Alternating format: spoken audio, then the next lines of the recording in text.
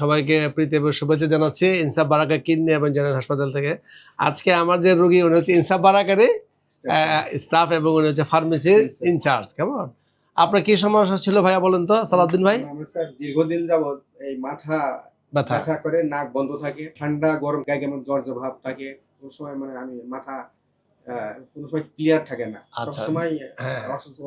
দেখেন আমি বলি যে এই আমার যে এই যে সালাউদ্দিন ভাই কেমন উনি প্রায় আজকে দীর্ঘদিন থেকে এই নাক বন্ধ, ঠান্ডা, জ্বর এই সমস্যায় ভুগতেছেন, তাই না?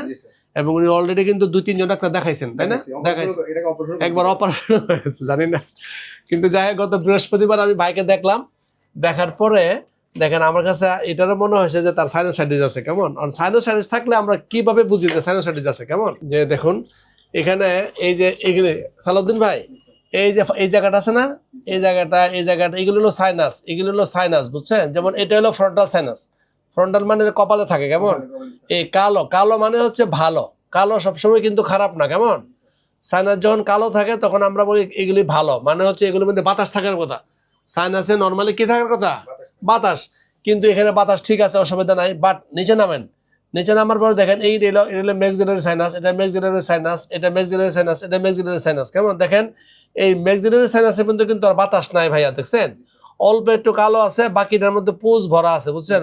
হ্যাঁ পুজ ভরা, ময়লা ভরা। কেমন যেমন এইগুলো হচ্ছে ইথময়েড এরিয়া, এগুলো ইথময়েডাল সাইনাস বলি আমরা। কেমন এগুলো আপনার ময়লা দিয়ে ভরা আছে। কেমন আরো যদি আমরা নিচে নামি স্প্যানার দেখেন, এই স্প্যানার আপনার লেফটে কিছু আছে, এই লেফটে আপনার মিউকাস থিকনিং বা ময়লা আছে। কেমন তাহলে এই যে একটা ছোট একটা পরীক্ষা সিটি স্ক্যান, এই সিটি স্ক্যানের মাধ্যমে আমরা কি ডায়াগনোসিস করি যে আমাদের রোগীর সাইনোসাইটিস আছে কিনা, কেমন কনফার্ম করার জন্য। সুতরাং এই ভাই দীর্ঘদিন ধরে ভুগতেছে শুধু একটা সিটি স্ক্যান করার জন্য।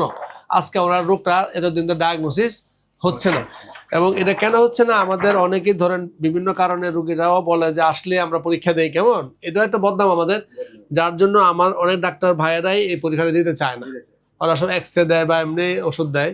কিন্তু আমি যেহেতু আপনারা অনেক ডাক্তার দেখাই আপনি আসছেন, এবং আমি দৃঢ়ভাবে বিশ্বাস করি যে আপনার সাইনোসাইটিস ছিল।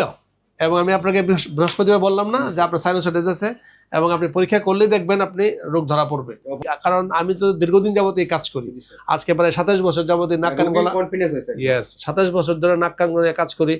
আর সাইনোসাইটিস আমি মানে জানি তার লক্ষণটা কি করলে ধরা পড়বে। ইনশাল্লাহ আপনার রোগ ধরা পড়েছে।